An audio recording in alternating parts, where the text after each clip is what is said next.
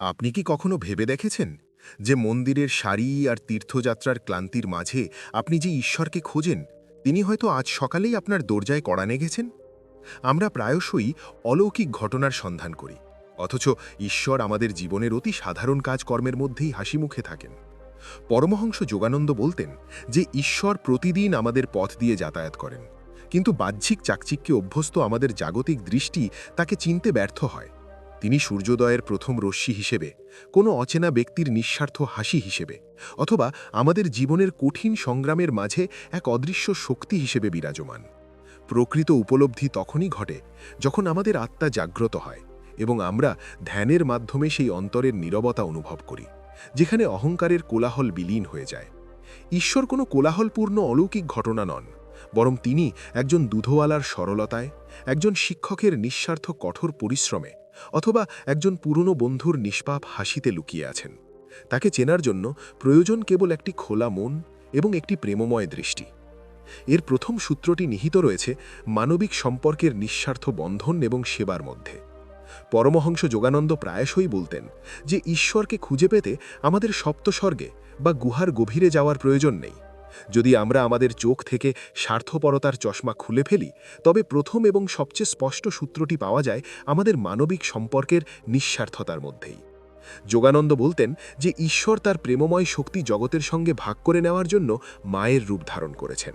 যখন একজন মা নিজের ঘুম বিসর্জন দিয়েও এবং কোনো অভিযোগ ছাড়াই তার সন্তানের কথা বলার আগেই তার ক্ষুধা বুঝতে পারেন, তখন তিনি সঙ্গীত কেবল একটি জৈবিক প্রক্রিয়া নয়, এটি ঈশ্বরের প্রেমময় শক্তির এক সরাসরি সঞ্চারণ। সেই মায়ের হৃদয়ে প্রবাহিত করুণার ধারাটি স্বয়ং ঈশ্বর থেকেই উচ্চারিত।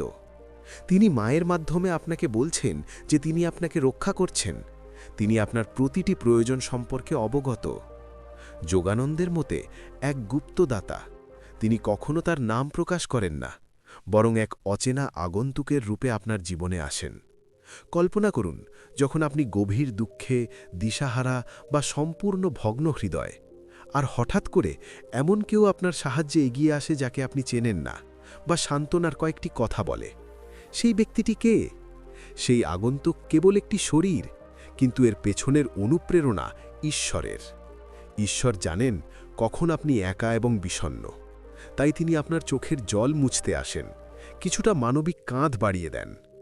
আমরা এটিকে কাকতালীয় বলে উড়িয়ে দিই, কিন্তু আধ্যাত্মিক দৃষ্টিকোণ থেকে এটি ঈশ্বরের এক সূক্ষ্ম স্বাক্ষর। এই বার্তার গভীরতা উপলব্ধি করতে হলে আমাদের সেবার চেতনা বুঝতে হবে। যোগানন্দ বলতেন যে যখন কোনো ব্যক্তি কোনো পুরস্কারের প্রত্যাশা ছাড়াই অন্যের সেবা করে, তখন সেই ব্যক্তি সেই মুহূর্তে ঈশ্বর হয়ে ওঠে। একজন শিক্ষক যিনি সম্পূর্ণ নিষ্ঠার সাথে তার ছাত্রের ভবিষ্যৎ গড়ে তুলছেন, একজন ডাক্তার যিনি বিনিদ্রা রাত জেগে রোগীর জীবন বাঁচাচ্ছেন, অথবা একজন সাধারণ শ্রমিক যিনি কেবল নিজের কাজ করে যাচ্ছেন, এই সব কিছুর মধ্যেই ঈশ্বরের সক্রিয় উপস্থিতি রয়েছে। আমরা মন্দিরে প্রতিমা প্রতিষ্ঠা করতে চাই, অথচ ঈশ্বর ইতিমধ্যেই এই জীবন্ত চলমান প্রতিমাগুলোর মধ্যেই উপস্থিত। যোগানন্দ শিখিয়েছেন যে সম্পর্কের পবিত্রতাই ঈশ্বরের সর্বশ্রেষ্ঠ মন্দির। যখন দুই বন্ধুর মধ্যে অটল বিশ্বাস থাকে, যখন স্বামী স্ত্রীর মধ্যে ত্যাগের মনোভাব থাকে, অথবা যখন একটি সন্তান তার বৃদ্ধ পিতামাতার সেবা করে, তখন তাদের মধ্যে দিয়ে ঐশ্বরিক শক্তি প্রবাহিত হয়। ঈশ্বর এই সম্পর্কগুলোর মাধ্যমেই আমাদের ভালোবাসতে শেখান। এগুলো আমাদের উপলব্ধি করায় যে এই বিশাল মহাবিশ্বে আমরা একা নই। বাবার সেই শক্তিশালী হাতটি পড়ে গেলে তোমাকে ধরে ফেলে, এটি আসলে সর্বশক্তিমানের কাছ থেকে একটি সংকেত, যা বলছে, ভয় পেও না, আমি গর্তের মধ্যেই আছি। প্রায়শই আমরা আমাদের জীবনের কোলাহল, মানসিক চাপ এবং মোবাইল ফোনের জগতে এতটাই হারিয়ে যাই, আমরা এই মৃদু সংকেতগুলো চিনতে ভুলে যাই। আমরা রুটির স্বাদ গ্রহণ করি, কিন্তু যে মায়ের হাতে তা তৈরি হয়েছে তার হাতের ভালোবাসা অনুভব করি না। আমরা সাহায্য গ্রহণ করি, কিন্তু যে অদৃশ্য হাত তা পাঠিয়েছে তাকে ধন্যবাদ জানাই না। যোগানন্দ বলতেন যে যেদিন তুমি কারো হাসিতে আনন্দ খুঁজে পেতে শুরু করবে, সেদিন বোঝো যে তুমি ঈশ্বরের প্রথম সংকেত পেয়ে গেছ। ঈশ্বর খুব সরল, তিনি সরলতার মধ্যে বাস করেন। তিনি একজন দুধওয়ালার কঠোর পরিশ্রমে আছেন, তিনি একজন অপরিচিতের প্রার্থনায় আছেন। শুধু তোমার আত্মার জানালা খুলে দেখো, ঈশ্বর সর্বদা তোমার বাড়ির দরজায় দাঁড়িয়ে আছেন, তোমার নিজের প্রিয়জনদের রূপে তোমার সাথে দেখা করার জন্য অপেক্ষা করছেন। দ্বিতীয় সংকেতটি হল বিবেকের ডাক, ক্ষমার দিব্য চিন্তা এবং ধ্যানের নীরব। পরমহংস যোগানন্দের মতে ঈশ্বর আমাদের সাথে কথা বলার জন্য সবসময় বজ্রপাত বা আকাশ থেকে আসা কণ্ঠস্বরের আশ্রয় নেন না। তার সবচেয়ে প্রিয় যোগাযোগের কেন্দ্র হল আমাদের হৃদয়। যখন আপনার মনের কোলাহলের মাঝে হঠাৎ একটি শান্ত, সৌম্য এবং নিঃস্বার্থ চিন্তা জেগে ওঠে, তখন বুঝবেন যে এটি ঈশ্বরের একটি সংকেত। যোগানন্দ ব্যাখ্যা করতেন যে মানুষের মন একটি হ্রদের মতো। যদি ক্রোধ, ঈর্ষা এবং উদ্বেগের ঢেউ ক্রমাগত উঠতে থাকে, তবে আপনি কখনোই এর গভীরে লুকিয়ে থাকা ঈশ্বরের প্রতিবিম্ব দেখতে পাবেন না। কিন্তু যেই মুহূর্তে আপনি নীরবতার কাছে আত্মসমর্পণ করেন, সেই হ্রদ শান্ত হয়ে যায় এবং ঈশ্বরের কণ্ঠস্বর স্পষ্টভাবে শোনা যায়। এই দ্বিতীয় সংকেতের সবচেয়ে বড় প্রমাণ হল ক্ষমার চিন্তা। যোগানন্দ বলতেন যে কারো ওপর প্রতিশোধ নেওয়া মানবিক হতে পারে, কিন্তু তাদের অন্যায় সত্ত্বেও হৃদয় থেকে কাউকে ক্ষমা করা অমানবিক। যখন কেউ আপনার সাথে গভীরভাবে অন্যায় করে, আপনাকে অপমান করে এবং আপনার অহং আপনাকে প্রতিশোধ নিতে বলে, কিন্তু ঠিক সেই মুহূর্তে আপনার ভেতর থেকে একটি সৌম্য কণ্ঠস্বর আসে যা বলে, ছেড়ে দাও, তাদের ক্ষমা করে দাও, তখন সেই কণ্ঠস্বর আপনার নয়, বরং আপনার ভেতরের ঈশ্বরের কণ্ঠস্বর। ক্ষমার সেই চিন্তার মাধ্যমে ঈশ্বর আপনার অহংয়ের ভারী বোঝা হালকা করতে চান। তারা আপনাকে এই ইঙ্গিত দিচ্ছে যে আপনি কেবল কঠিন মাংসের একটি শরীর নন, বরং অসীম ভালোবাসার এক মহাসাগরের এক ফোঁটা, যেখানে ঘৃণার কোনো স্থান নেই। যোগানন্দ প্রায়শই ধ্যানের ওপর জোর দিতেন, কারণ ধ্যানই সেই প্রবেশদ্বার যার মাধ্যমে আমরা এই দ্বিতীয় সংকেতটি চিনতে পারি। তিনি বলতেন যে প্রার্থনায় আমরা ঈশ্বরের সাথে কথা বলি, কিন্তু ধ্যানে ঈশ্বর আমাদের সাথে কথা বলেন। যখন আপনি চোখ বন্ধ করে আপনার শ্বাস এবং হৃৎস্পন্দনের সাথে একাত্ম হয়ে যান, তখন এমন একটি মুহূর্ত আসে যখন বাইরের জগৎ অদৃশ্য হয়ে যায়। সেই শূন্যতায় আপনি যে শান্তি অনুভব করেন তা ঈশ্বরের উপস্থিতির একটি চিহ্ন। সেই শান্তি ঈশ্বরের ভাষা। প্রায়শই আমরা জীবনের চাপ এবং ব্যস্ততায় এতটাই মগ্ন থাকি যে আমরা এই সূক্ষ্ম সঙ্গীত শুনতে ব্যর্থ হই। আমরা ভাবি ঈশ্বর অনেক দূরে কোনো স্বর্গে বসে আছেন, কিন্তু তিনি আমাদের প্রতিটি চিন্তার মধ্যে উপস্থিত, যা আমাদের আরও ভালো মানুষ হতে অনুপ্রাণিত করে। আরেকটি গভীর সংকেত হল নিঃস্বার্থ সাহায্যের অনুপ্রেরণা। এমন কি কখনো হয়েছে যে আপনি রাস্তা দিয়ে হেঁটে যাচ্ছিলেন এবং হঠাৎ কোনো অভাবী মানুষকে দেখে আপনার হৃদয় আনন্দে ভরে গেল? কোনো যুক্তি ছাড়াই, এতে আপনার কি লাভ হবে তা না ভেবেই। যখন আপনি সাহায্যের জন্য হাত বাড়িয়ে দেন, তখন ঈশ্বরই আপনার মাধ্যমে সেই করুণা প্রকাশ করেন। যোগানন্দ শিখিয়েছেন যে যখন আপনি অন্যের কষ্টকে নিজের কষ্ট বলে চিনতে শুরু করবেন, তখন বুঝবেন যে আপনার ভেতরের অহং গলে যাচ্ছে এবং ঈশ্বর রূপ ধারণ করছেন। ঈশ্বর মন্দিরের কোনো মূর্তিতে সীমাবদ্ধ নন, তিনি সেই অনুপ্রেরণার মধ্যে আছেন যা আপনাকে একজন ক্রন্দনরত শিশুকে হাসাতে বা একজন ক্ষুধার্ত ব্যক্তিকে খাওয়াতে বাধ্য করে। এই সংকেতটি চেনার জন্য যোগানন্দ সচেতনতার কথা বলেছেন। তিনি বলেছেন যে অন্ধকার হল আলোর অনুপস্থিতি, একইভাবে দুঃখ হল ঈশ্বরকে ভুলে যাওয়া।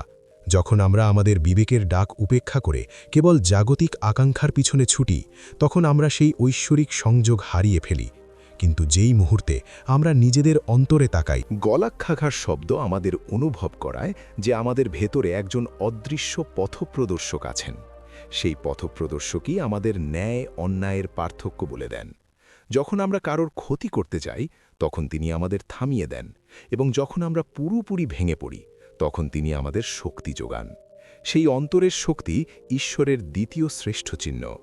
পরিশেষে যোগানন্দের বার্তা ছিল যে ঈশ্বর আপনার অন্তরে নীরবে কথা বলেন। তিনি কোনো অলৌকিক ঘটনার জন্য অপেক্ষা করেন না, বরং তিনি আপনার প্রেম, শান্তি এবং সেবায় পূর্ণ প্রতিটি চিন্তার মধ্যে উপস্থিত। যখন আপনি আপনার মনকে শান্ত করেন, তখন আপনি উপলব্ধি করেন যে আপনি কখনো একা ছিলেন না। সেই শক্তি আপনার প্রতিটি নিঃশ্বাসের সাথে সংযুক্ত। তার সঙ্গীত আপনার প্রতিটি হৃৎস্পন্দনে রয়েছে। শুধু আপনার অহংকারের আবরণ সরিয়ে দেখুন, সেই দিব্য আলো আপনার ভেতরেই জ্বলছে। ঈশ্বরের সন্ধান বাইরে নয়, বরং আপনার অন্তরের গভীরে, যেখানে কেবল নিঃস্বার্থই বিরাজমান। ভালোবাসার আবাস হল বদ্ধস্থ। পরমহংস যোগানন্দের দর্শনে ঈশ্বরের দ্বিতীয় শ্রেষ্ঠ চিহ্ন হল যখন আমাদের বাহ্যিক ইন্দ্রিয়গুলো শান্ত হয়ে যায় এবং ভেতরের জগৎ কথা বলতে শুরু করে। যোগানন্দ বলতেন যে মানবদেহ একটি রেডিওর মতো, এবং ঈশ্বরের বার্তা সেই শূন্যস্থানে প্রতিধ্বনিত হচ্ছে। কিন্তু আমরা আমাদের অহংয়ের কম্পাঙ্কে এতটাই মগ্ন থাকি যে আমরা সেই ঐশ্বরিক সুর ধরতে ব্যর্থ হই। এই চিহ্নটি তখনই ঘটে যখন জীবনের সবচেয়ে কোলাহলপূর্ণ পরিবেশেও আপনি হঠাৎ এক গভীর দিব্য শান্তি অনুভব করেন। সেই শান্তি শূন্যতা নয়, বরং ঈশ্বরের উপস্থিতির অনুভূতি। যোগানন্দ বিচার বুদ্ধিকে ঈশ্বরের কণ্ঠস্বর বলেছেন।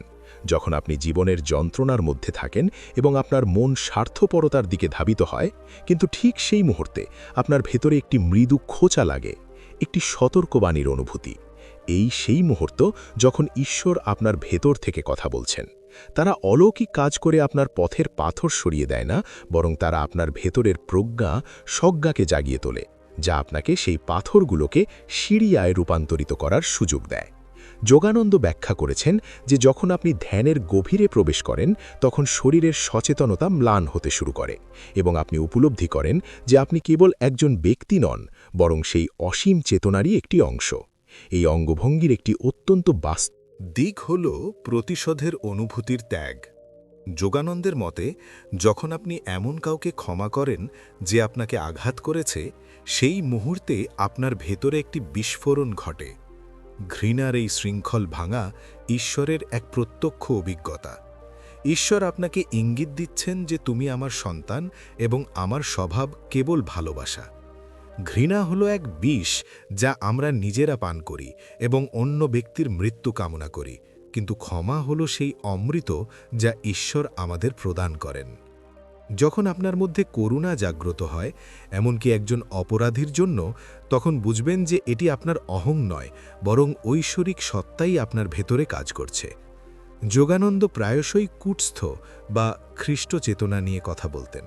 তিনি বলেছিলেন যে প্রত্যেক মানুষের অন্তরে একজন অদৃশ্য শিক্ষক বাস করেন। যখন আপনি চোখ বন্ধ করে আজ্ঞাচক্র বা তৃতীয় নয়নে মনোনিবেশ করেন, তখন আপনার চিন্তা ধীরে ধীরে কমে আসে। সেই অবস্থায় আপনি যে অনুপ্রেরণা পান, তা কোনো বই বা ধর্মোপদেশ থেকে আসে না, বরং তা সরাসরি উৎস থেকে আসে।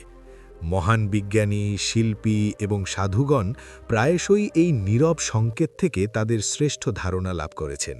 যখন আপনি শান্ত থাকেন, তখন মহাবিশ্বের রহস্য আপনার সামনে উন্মোচিত হতে শুরু করে। এই সংকেত আমাদের শেখায় যে ভয় হলো ঈশ্বরের অনুপস্থিতি, আর সাহস হলো তার উপস্থিতি। যখন আপনি সবচেয়ে কঠিন পরিস্থিতিতেও অনুভব করেন যে কেউ আপনার ওপর নজর রাখছেন, কেউ আপনার যত্ন নেবেন, তখন সেই বিশ্বাসই ঈশ্বরের আরেক নাম। যোগানন্দ বলতেন যে ঈশ্বর আমাদের কথায় উত্তর দেন না, তিনি আমাদের উত্তর দেন এক গভীর উপলব্ধির মাধ্যমে। আপনি যে গভীর পরিপূর্ণতা অনুভব করেন, তা এক অমোঘ পরিপূর্ণতা। নিঃস্বার্থ সেবার পর আপনি যে শান্তি অনুভব করেন, প্রার্থনার পর যে শান্তি খুঁজে পান, এসবই ঈশ্বরের চরণের সঙ্গীত। ঈশ্বরের এই দ্বিতীয় চিহ্নটি আমাদের মনে করিয়ে দেয় যে আমরা নিছক মাটির মূর্তি নয়, আমরা এমন আত্মা যা কখনো মরে না, যাকে আগুন পোড়াতে পারে না, যাকে দুঃখ স্পর্শ করতে পারে না। যখন আপনি আপনার শ্বাস প্রশ্বাস পর্যবেক্ষণ করেন, তখন প্রতিটি নিঃশ্বাসের সাথে আপনি সোহম অর্থাৎ আমি আছি এই ধ্বনি শুনতে পান। এই অবিরাম প্রক্রিয়াটি ঈশ্বরের সবচেয়ে বড় চিহ্ন যে তিনি আপনার সবচেয়ে কাছে, আপনার ঘাড়ের চেয়েও কাছে। আপনাকে শুধু সেই নীরবতা শুনতে হবে যা পৃথিবীর কোলাহল ডুবিয়ে দেয়। যেদিন আপনি আপনার অন্তরের এই নীরব সঙ্গীত শুনতে পাবেন, সেদিন আপনি ঈশ্বরের উপস্থিতি মন্দিরের ঘণ্টায় নয়, বরং আপনার প্রতিটি হৃৎস্পন্দনে অনুভব করবেন। তৃতীয় চিহ্নটি হল জীবনের সরলতা, প্রকৃতির নীরব সঙ্গীত এবং প্রতিটি নিঃশ্বাসের মধ্যেকার দেবত্ব। পরমহংস যোগানন্দের সবচেয়ে বৈপ্লবিক বার্তা ছিল যে ঈশ্বর কোনো গন্তব্য নন যেখানে যাত্রা শেষ হয়, বরং ঈশ্বর একটি যাত্রা যা প্রতিটি নিঃশ্বাসের সাথে চলতে থাকে। আমরা প্রায়শই অলৌকিক ঘটনার জন্য অপেক্ষা করি। আমরা কামনা করি যেন আকাশ থেকে আলো নেমে আসে, অথবা কোনো অদৃশ্য শক্তি এসে এক মুহূর্তে আমাদের সব সমস্যার সমাধান করে দেয়। কিন্তু যোগানন্দ বলতেন যে আসল অলৌকিকতা হল জীবনের অস্তিত্ব। এটা কি অলৌকিক নয় যে একটি ছোট্ট বীজ মাটির অন্ধকার ভেদ করে বিশাল এক বৃক্ষে পরিণত হতে পারে? এটা কি অলৌকিক নয় যে সূর্য প্রতিদিন ঠিক সময়ে উদিত হয় এবং চাঁদ সমুদ্রের ঢেউকে নিজের দিকে টেনে নেয়? এই তৃতীয় চিহ্নটি আমাদের শেখায় যে অসাধারণ সর্বদা সাধারণের আবরণে লুকিয়ে থাকে। যোগানন্দ ব্যাখ্যা করতেন যে ঈশ্বর প্রকৃতির প্রতিটি কণার মধ্যে নিজেকে ছড়িয়ে দিয়েছেন। যখন আপনি ভোরের তাজা বাতাসে আপনার ফুসফুস ভরেন, তখন তা শুধু অক্সিজেন নয়, এ হলো প্রাণশক্তি, সেই প্রাণশক্তি যা সমগ্র বিশ্বকে চালিত করে। যখন আপনি একটি প্রস্ফুটিত ফুলের দিকে তাকান, তার পাপড়ির বিন্যাস এবং তার সুগন্ধ সেই মহান শিল্পীর স্বাক্ষর বহন করে। যোগানন্দ বলতেন, যদি তুমি একটিমাত্র ফুলের দিকেও পূর্ণ সচেতনতা ও ভালোবাসা দিয়ে তাকাতে পারো, তবে তার মধ্যে ঈশ্বরের মুখ দেখতে পাবে। ঈশ্বরের ভাষা হল নীরবতা, এবং প্রকৃতি হল সেই নীরবতার সর্বশ্রেষ্ঠ মন্দির। পাহাড়ের নিস্তব্ধতা, নদীর অবিচল প্রবাহ এবং তারাময় রাতের নীরবতা, এসব ঈশ্বরের কাছ থেকে পাওয়া চিহ্ন, যা আমাদের বলে যে শান্তিই আমাদের প্রকৃত স্বভাব। এই তৃতীয় চিহ্নের একটি অত্যন্ত বাস্তব ও হৃদয়স্পর্শী দিক হল এই যে ঈশ্বর সরলতার মধ্যেই বাস করেন। আমরা প্রায়শই জাঁকজমক, সম্পদ এবং ক্ষমতার মধ্যে সাফল্য খুঁজি, কিন্তু যোগানন্দ শিখিয়েছেন যে ঈশ্বরকে পাওয়া যায় নম্র এবং সাধারণের মধ্যে। একজন দরিদ্র শ্রমিক যে সারাদিনের কঠোর পরিশ্রমের পর পরম তৃপ্তি ও কৃতজ্ঞতার সাথে তার শুকনো রুটি খায়, সেই রুটির স্বাদের মধ্যেই ঈশ্বর উপস্থিত। একজন শিক্ষক যিনি কোনো নাম না চেয়েই একটি শিশুর ভবিষ্যৎ গড়ে তুলছেন, তার কঠোর পরিশ্রমের মধ্যেই ঈশ্বর উপস্থিত। যোগানন্দ বলতেন যে একটি বিলাসবহুল প্রাসাদের চেয়ে একজন ফকিরের কুঁড়ে ঘরে বা একজন প্রকৃত বন্ধুর নিঃস্বার্থ হাসিতে ঈশ্বরকে আরও সহজে খুঁজে পাওয়া যায়। যখন আপনি একটি ছোট্ট শিশুর নিষ্পাপ হাসি দেখেন, সেই হাসি পরম সত্তার এক সরাসরি প্রতিচ্ছবি, যা কোনো ছলনা থেকে মুক্ত। যোগানন্দ মননশীলতাকে ঈশ্বরের কাছে পৌঁছনোর সবচেয়ে সহজ পথ হিসেবে বর্ণনা করেছেন। তিনি বলেছেন যে আমরা প্রায়শই ভবিষ্যতের দুশ্চিন্তা বা অতীতের অনুশোচনায় এতটাই মগ্ন থাকি যে আমরা বর্তমানের সেই জাদুকরী মুহূর্তটি হারিয়ে ফেলি, যেখানে ঈশ্বর আমাদের জন্য অপেক্ষা করছেন। আপনার মায়ের হাতে তৈরি রুটির স্বাদ, হৃদয় ছুঁয়ে যাওয়া কোনো পুরনো গানের সুর বা শীতের রাতে কম্বলের উষ্ণতা, এসবই ঈশ্বর দেওয়া ছোট ছোট উপহার। আমরা সেগুলোকে তুচ্ছ মনে করে উপেক্ষা করি, কিন্তু যিনি কৃতজ্ঞ হতে জানেন, তার কাছে প্রতিটি সাধারণ অভিজ্ঞতাই সৎসঙ্গে পরিণত হয়। যে মুহূর্তে আপনি বলতে শুরু করেন যে হে প্রভু, এই সুন্দর জীবনের জন্য তোমাকে ধন্যবাদ, ঠিক সেই মুহূর্তে আপনি ঈশ্বরের তৃতীয় চিহ্ন অনুভব করছেন। যোগানন্দ প্রায়শই প্রতিটি শ্বাস এবং হৃৎস্পন্দনে ঈশ্বরের উপস্থিতির কথা বলতেন। তিনি বলতেন, তোমার প্রতিটি নিঃশ্বাস যেন সোহম সোহম ধ্বনি উচ্চারণ করছে। এর অর্থ হল আমি ঈশ্বরের মাঝে আছি। যখন তুমি কর্মব্যস্ত জীবনে ক্লান্ত হয়ে পড়ো এবং হঠাৎ কোনো সুন্দর দৃশ্য বা পাখির কিচিরমিচির তোমাকে শান্তি এনে দেয়, তখন বোঝো যে ঈশ্বর তোমাকে তার কোলে ঘুমিয়ে পড়ার জন্য ডেকেছেন। তিনি আমাদের মনে করিয়ে দেন যে আমরা এই পৃথিবীর বোঝা বহন করার জন্য তৈরি হইনি, বরং সেই অনন্ত পরমানন্দ উপভোগ করার জন্য তৈরি হয়েছি। ঈশ্বরকে চেনার জন্য আমাদের কোনো বিশেষ যোগ্যতার প্রয়োজন নেই, আমাদের শুধু একটি শিশু সুলভ হৃদয় প্রয়োজন। যোগানন্দ বলতেন যে ঈশ্বর তোমাকে ভালোবাসার জন্য তোমার নিখুঁত হওয়ার অপেক্ষা করেন না, তিনি তোমাকে ঠিক যেমন আছো তেমনই গ্রহণ করেন। যখন তুমি তোমার অপূর্ণতা সহ নিজেকে ভালোবাসতে শিখবে, তখন তুমি ঈশ্বরের সেই নিঃস্বার্থ ভালোবাসাকে চিনতে পারবে। এটি সূর্যের আলোর মতো, যা একটি প্রাসাদের ওপর যেমন উজ্জ্বলভাবে কিরণ দেয়, তেমনই একটি কুঁড়ে ঘরেও দেয়। পরিশেষে এই তৃতীয় চিহ্নটি আমাদের পূর্ণতার দিকে নিয়ে যায়। এটি আমাদের বলে যে ঈশ্বর এমন কোনো গন্তব্য নন যেখানে পৌঁছে তুমি থেমে যেতে পারো, বরং ঈশ্বর হলেন সেই নৃত্য যা সৃষ্টির প্রতিটি অণুতে ঘটে চলেছে। যখন আপনি প্রতিটি নিঃশ্বাসকে ঐশ্বরিক কৃপা হিসেবে গ্রহণ করতে শুরু করেন, যখন আপনি প্রতিটি মানুষের মধ্যে তার আলো দেখতে পান, এবং যখন আপনি জীবনের সাধারণ সরলতার মধ্যেও সেই মহান পরিকল্পনার হাত দেখতে পান, তখনই আপনার যাত্রা সফল হয়। এটাই ছিল যোগানন্দের বার্তা। আপনার চোখ খুলুন, আপনার হৃদয় খুলুন। যাকে আপনি সর্বত্র খোঁজেন, তিনি ইতিমধ্যেই আপনার ভেতরে, বাইরে এবং প্রতিটি মুহূর্তে উপস্থিত আছেন। ঈশ্বরকে চেনা মানে হল সাধারণের মধ্যে অসাধারণকে দেখা এবং প্রতিটি মুহূর্তকে তার আরাধনায় পরিণত করা। এখন প্রশ্ন এটা নয় যে ঈশ্বর কোথায় আছেন, প্রশ্ন হলো তাকে দেখার জন্য আমাদের চোখ কি প্রস্তুত। আমরা জেনেছি যে তিনি সম্পর্কের নিঃস্বার্থ বন্ধনে উপস্থিত, তিনি আমাদের অন্তরের নীরবতায় উপস্থিত, এবং তিনি জীবনের সাধারণ সরলতার মধ্যে লুকিয়ে আছেন।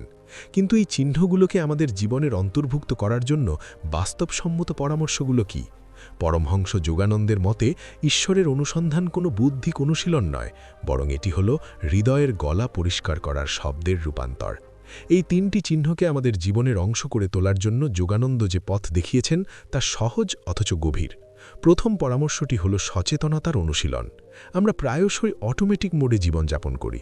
আমরা খাই কিন্তু স্বাদ পাই না, আমরা শুনি কিন্তু অনুভব করি না। যোগানন্দ বলতেন যে যদি আপনি দিনে মাত্র 5 মিনিটও আপনার শ্বাসের উপর মনোযোগ দেন এবং উপলব্ধি করেন যে এই বাতাসই সেই ঈশ্বরের শক্তি যা আপনাকে বাঁচিয়ে রাখে, তবে আপনি সেই মহাজাগতিক শক্তির সাথে সংযুক্ত হবেন।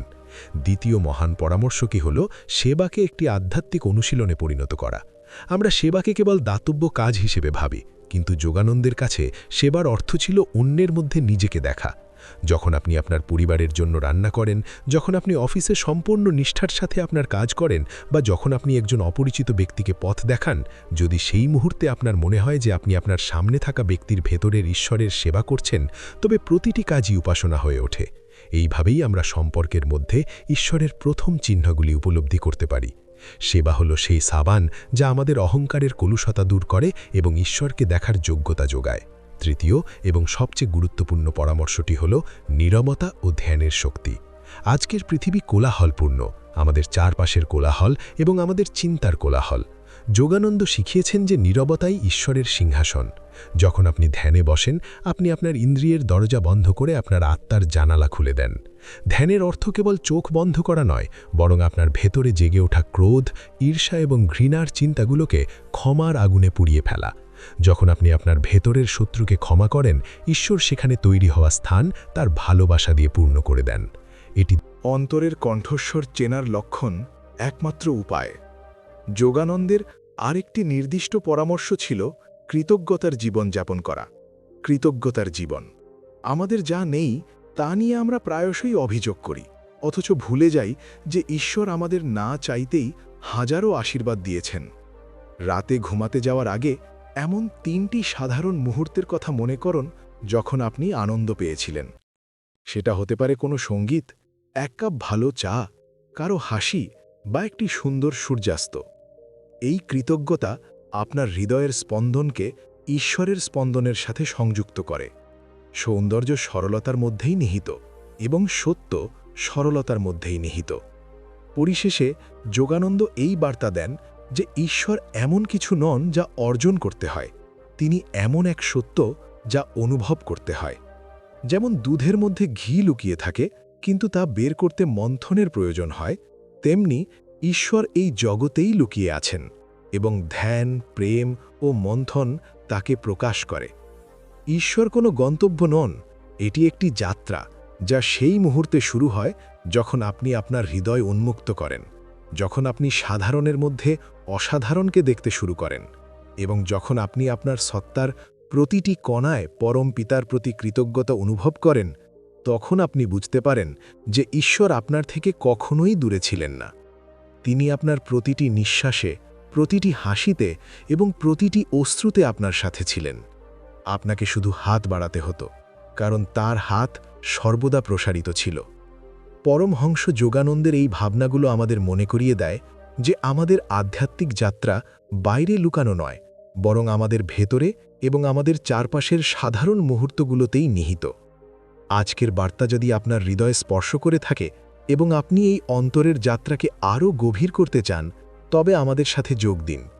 ঈশ্বরের এই চিহ্নগুলো, এই বার্তাটি আরও বেশি মানুষের কাছে পৌঁছে দিতে অনুগ্রহ করে এই ভিডিওটি লাইক করুন এবং আমাদের আস্থা ও বিশ্বাস চ্যানেলটি সাবস্ক্রাইব করতে ভুলবেন না। এছাড়াও বেল আইকনটি চাপুন যাতে আপনিই প্রথম যোগানন্দ এবং অন্যান্য মহান সাধুদের কাছ থেকে এই ধরনের দিব্য শিক্ষা লাভ করতে পারেন।